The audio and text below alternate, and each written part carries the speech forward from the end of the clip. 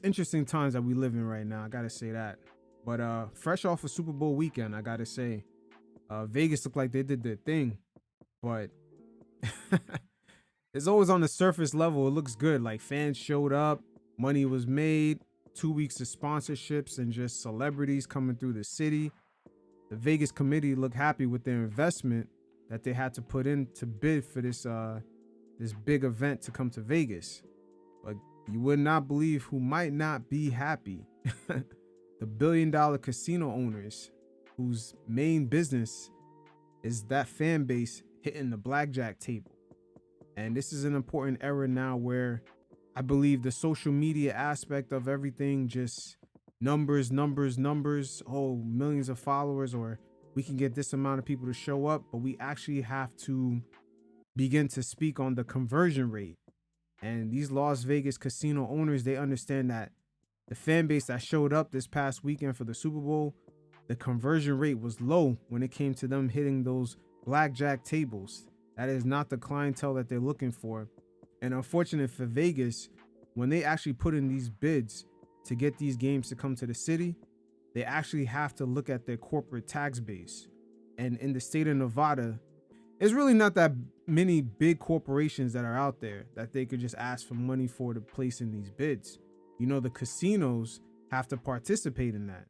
And if they're looking at this as a kind of test run to see if they're going to do this again, they actually might not give these committees any more money when it comes to bringing in the Super Bowl demographic, unless the teams are like LA and New York teams, you know. But if it involves a small market team, that's really not the demographic that they want coming to the city to hit up their casinos.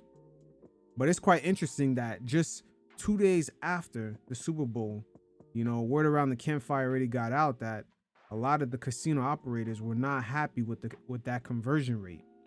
So I wouldn't be shocked if the Las Vegas Super Bowl committee, once again, for 2028, them trying to put in a bid, the casino operators might actually tell them no. They're not going to actually, you know, give them a bit money to put in that bid because the conversion rate just didn't make sense for them. They're not trying to attract the NFL blue collar demographic, which the NFL has a very heavy working class demographic, specifically blue collared, which is the bulk of America. Make no mistake about it. It's very profitable, but in the industry of just gambling, that might not be, or I should say casino gambling, it just might not make sense for them. When it comes to the sports books, that conversion rate should work, but just hitting the blackjack tables and just playing poker and just betting money and becoming one of those members that get comped to go to hotel because you're spending that much amount of money, yeah, that's not the same demographic. But once again, we're reaching the times where the conversion rate is going to start playing a factor in a lot of these things. There's no more surface level, oh, it's all about the numbers, there's millions of people that do this, but what's the conversion rate? And for Las Vegas, Floyd Mayweather has been one of the, I would say, prime examples, one of the pillars, man, of just a boxer having a fan base that not only hates him, but supports him also. I would say Floyd Mayweather is the epitome of what Las Vegas wants as far as conversion rate. A fan base that loves him, shows up, pays for pay-per-view, and also a demographic of people who don't like him and actually pay money to see him box. Like, Floyd generates so much money for Vegas, and the casino operators, man, they're not no fools. They're not no fools at all. And they're looking at the Super Bowl event. Yeah, it was great marketing, but overall, the conversion was low. But for the NFL, it was really good for them. The only thing is that there was a few sticky kind of situations with the players actually not getting too involved with promoting gambling.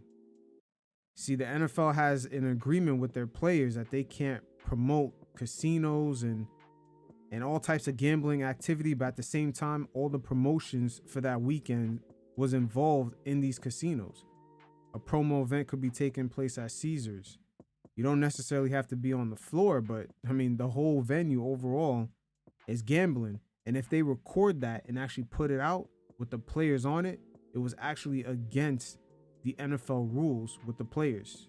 I guess with their CBA or collective bargaining agreement or whatever they call it. But the players are actually not allowed to participate on that type of level. They can't actually promote, like it can't be tweeted out or put on TikTok or be on a commercial on television. They can't be inside of a casino along with the NFL logo doing that. They can actually go to the events, but that event can't actually be promoted outside of that casino to the general public. So it's a real sticky situation. Overall, I would say ain't no shootings, ain't no crazy things that came about, no Ray Lewis type incidents. So, hey, I would say overall for the NFL, it's a success. For them to make their way back to Vegas, we'll see, man. We'll see.